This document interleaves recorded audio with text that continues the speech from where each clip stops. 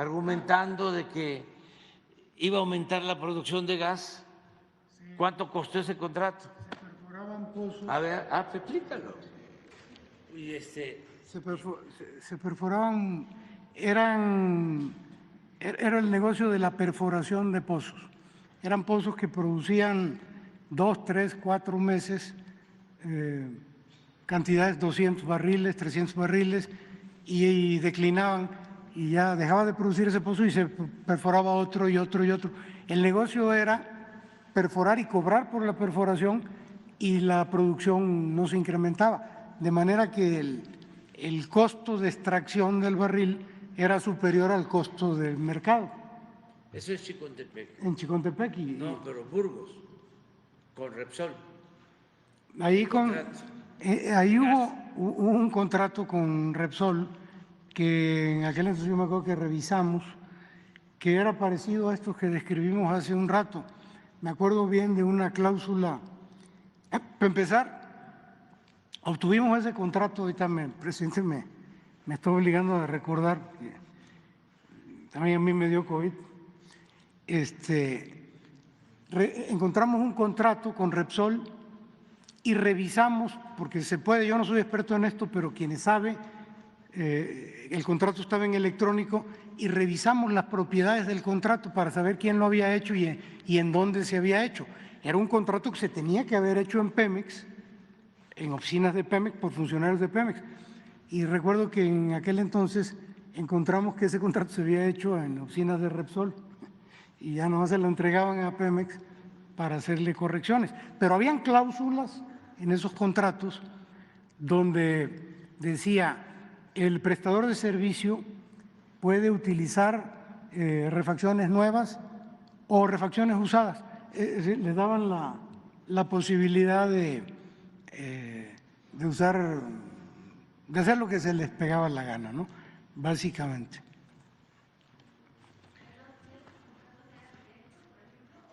Sí, directos, y los daba Calderón, los asignaba. En el tiempo de Calderón, es que yo quisiera ser más diplomático, más sutil, menos directo, pero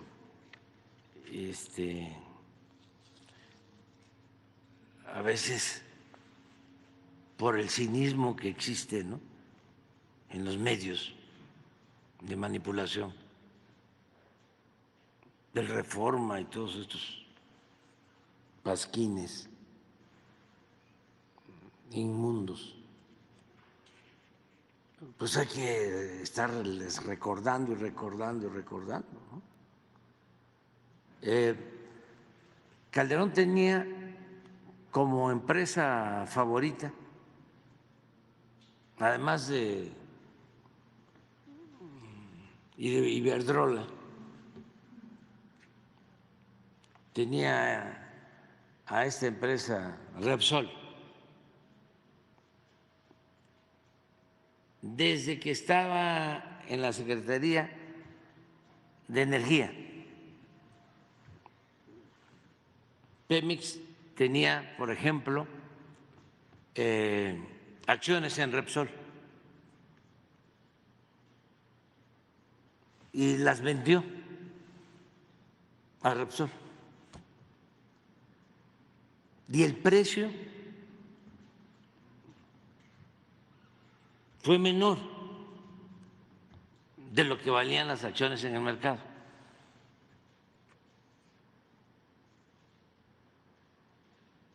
Luego, ese contrato de Burgos, porque Pemex se dedicaba a la extracción de gas. Entonces ellos, en ese contrato que hicieron en las oficinas de Repsol, no en Pemex, sostuvieron que con Repsol iban a extraer más gas y por eso le entregaron ese contrato jugosísimo a Repsol. El resultado es que no extrajeron más gas, pero sí sacaron el provecho de un contrato leonino, en donde a los técnicos españoles les pagaban 10 veces más que a los técnicos mexicanos, viáticos y cláusulas como esta, en donde no utilices piezas nuevas, puedes utilizar piezas usadas. Y ya cuando se cansaron de robar, se canceló el contrato. Hagan la investigación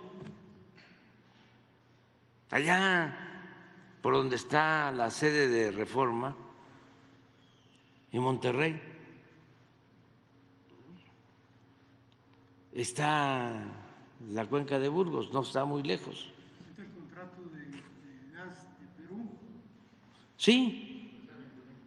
Y luego un contrato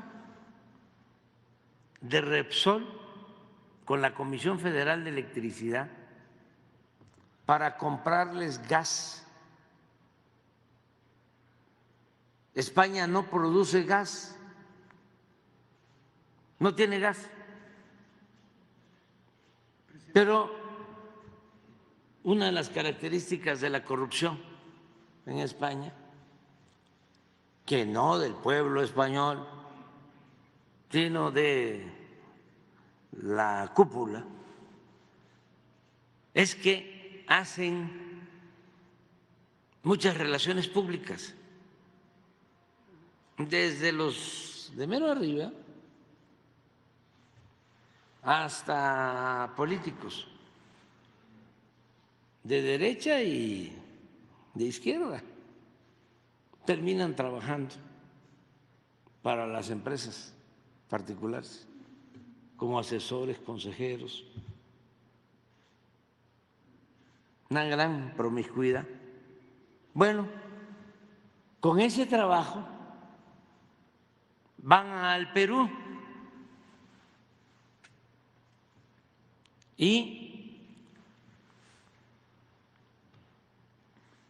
con estos mismos métodos llegan a acuerdos con gobernantes del Perú para que se traiga gas del Perú a México.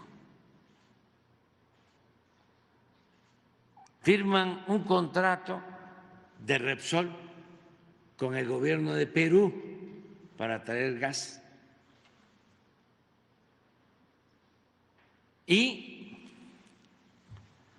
les dicen a los del Perú, antes de que se firmara el contrato en México, ya tenemos el acuerdo con el gobierno de México. Y en efecto,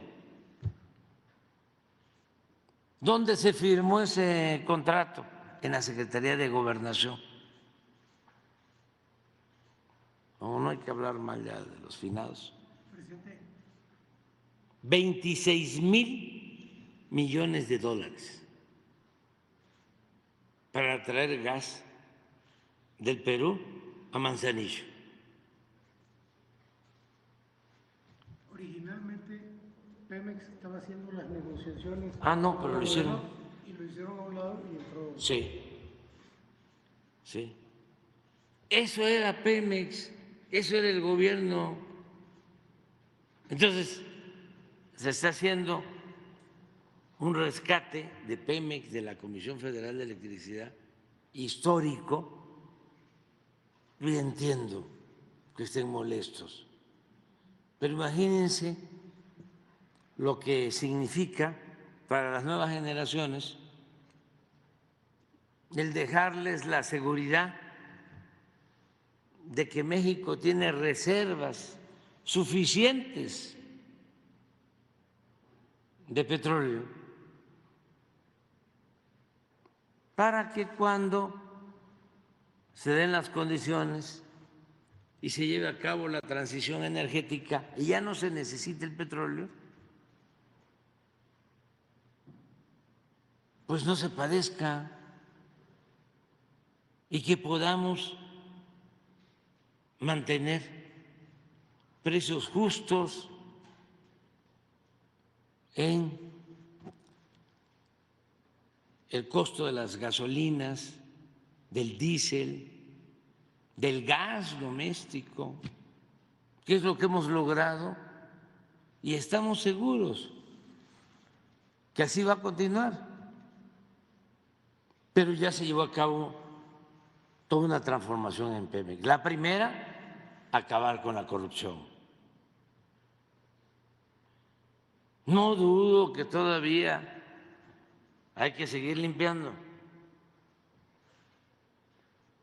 porque fueron muchos años de saqueo. Era robar, robar y robar. Pero ya se inició la transformación. Y todo esto lo hemos hecho en contra del bloque conservador. Pero además, enfrentando el cinismo, el cretinismo, la hipocresía, no solo de empresarios que en sentido estricto no lo son, porque hay muy buenos empresarios en México. La mayoría de estas personas que se dedicaban a saquear eran traficantes de influencia. Pero no solo ellos, sino toda la red de complicidades, incluidos de manera destacadísima los medios de manipulación, porque me cuesta decir, de información.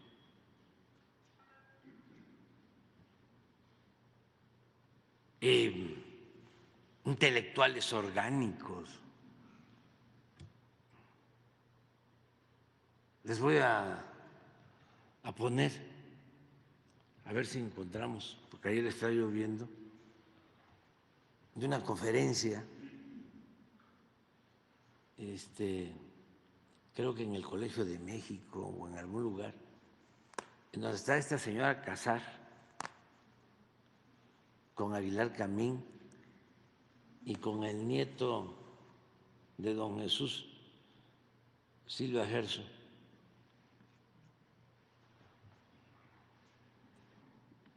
Creo que es en el Reforma,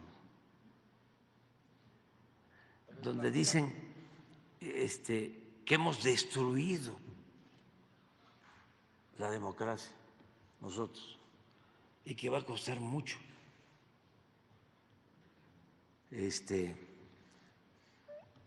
restablecerla o rehabilitarla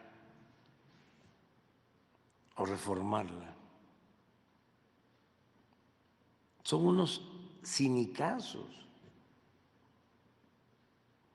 porque precisamente Aguilar y la señora fueron los que fueron con el procurador en aquel entonces para cambiar el dictamen de lo que se demostró fue un suicidio, para que se aceptara como un accidente y se pagaran seguros y una pensión vitalicia de 130,000 pesos mensuales a la señora, con todo respeto.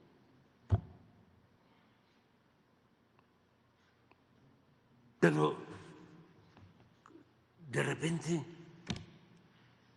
se convierten en los defensores de la democracia. ¿Y que ya se le olvidó a Héctor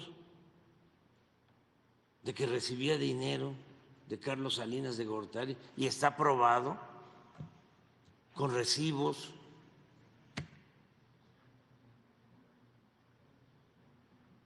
¿Cuál es la autoridad moral? Esto, mire. Acusan daño democrático en sexenio de AMLO.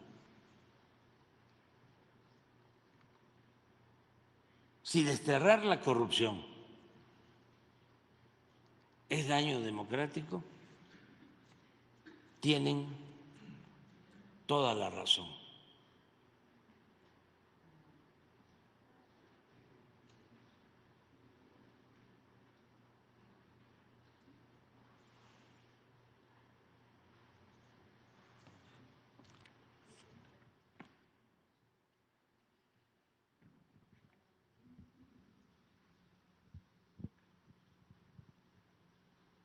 A 5 meses de que concluya el sexenio del presidente Andrés Manuel López Obrador, el daño a la democracia,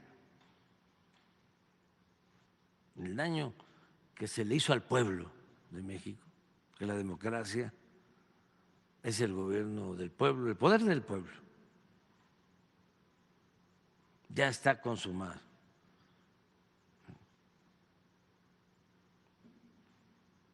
Todavía, si hubiesen puesto aquí el daño a la oligarquía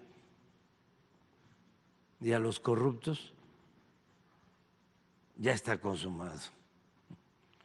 Y costará trabajo recuperar la institucionalidad, costará trabajo que regresen los corruptos.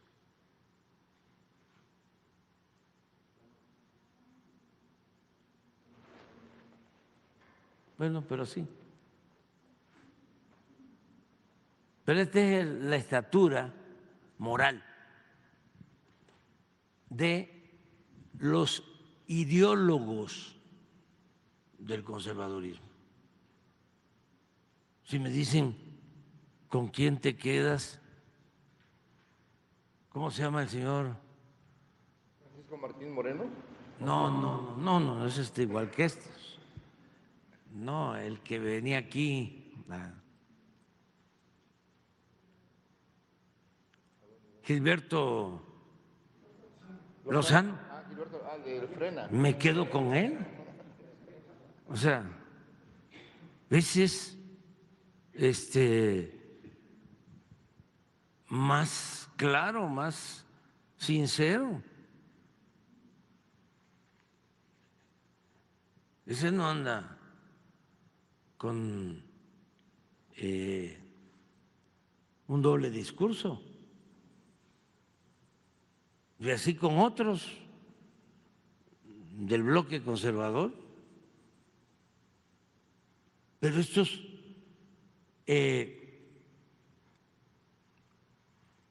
presumían de ser gentes independientes, autónomos, demócratas. ¿Cómo puede haber democracia si impera la corrupción? Ninguna política económica, por perfecta que sea, resiste un nivel de corrupción como el que imperaba en nuestro país. ¿Qué no era el principal problema de México la corrupción? Pues somos distintos, diferentes. Y son dos proyectos distintos, contrapuestos de nación. Pero ya es el colmo que se quieran pasar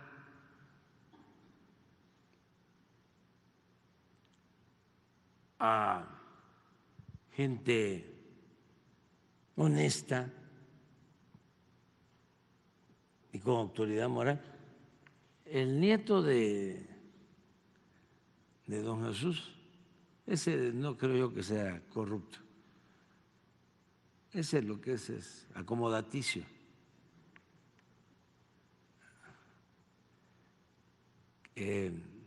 Anda buscando su espacio, pero los otros dos personajes sí hay pruebas de corrupción.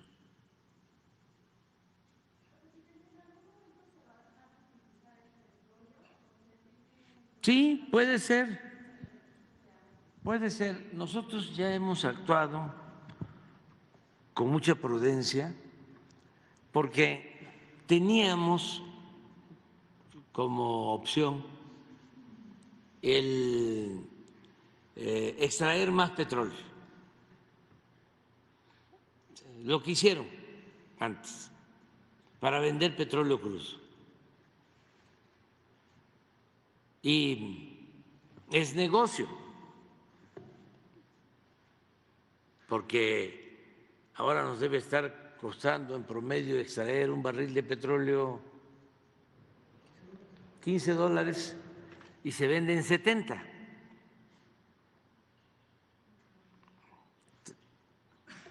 Son $55, porque no se le paga renta a la naturaleza. Entonces, nosotros optamos por refinarlo, se obtienen esos $55 de utilidad y otra utilidad, como se ve, ya no igual, menos. Sin embargo, nos da independencia, se generan empleos y se reactiva el mercado interno. Tenemos control también de los precios de las gasolinas. Nosotros podemos decidir sobre el precio y proteger la economía popular.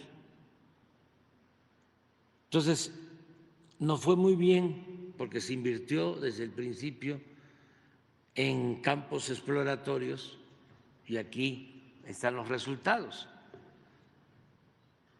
Se extrajo petróleo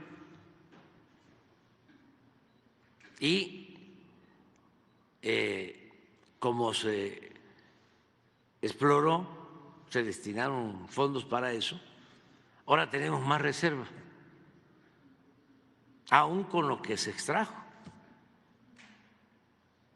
Y podíamos estar sacando 2.200.000, 2.500.000 barriles.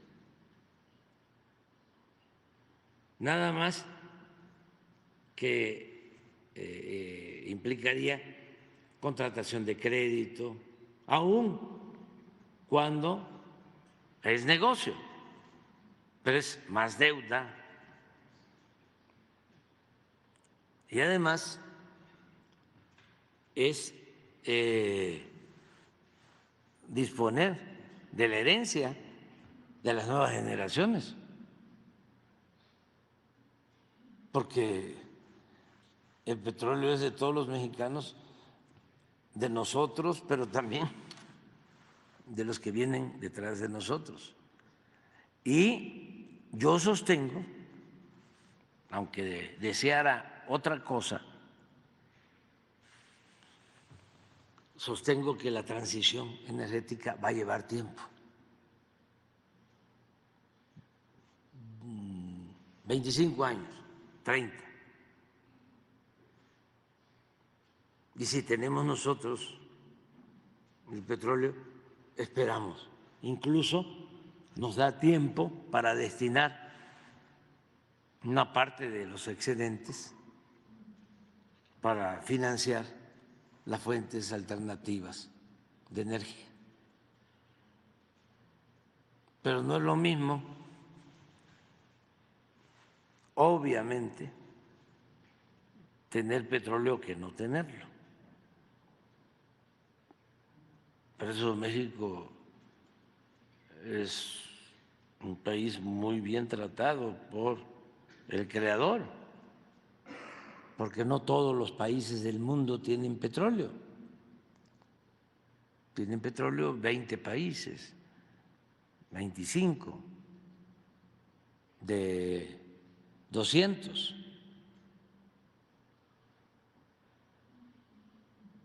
Pero estaba tan mal el régimen de corrupción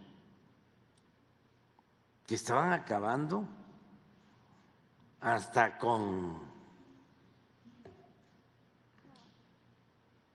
la gallina de los huevos de oro. Le estaban retorciendo el pescuezo.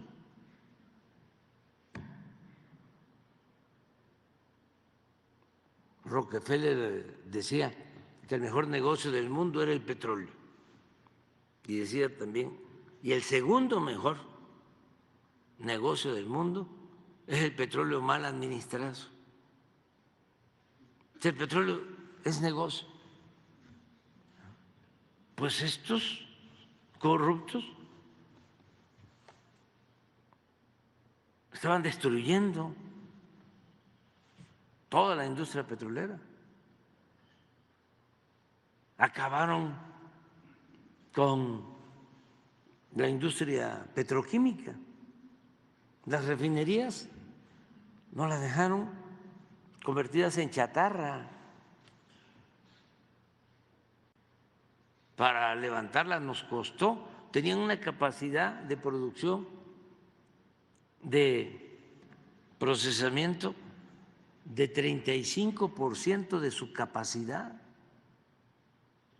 Cuando llegamos, me acuerdo que nos llevó como un año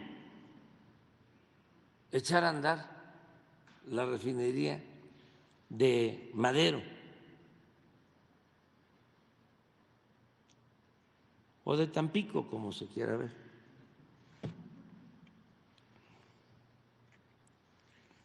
Un año. ¿Y saben ustedes que con Fox y Calderón la habían rehabilitado?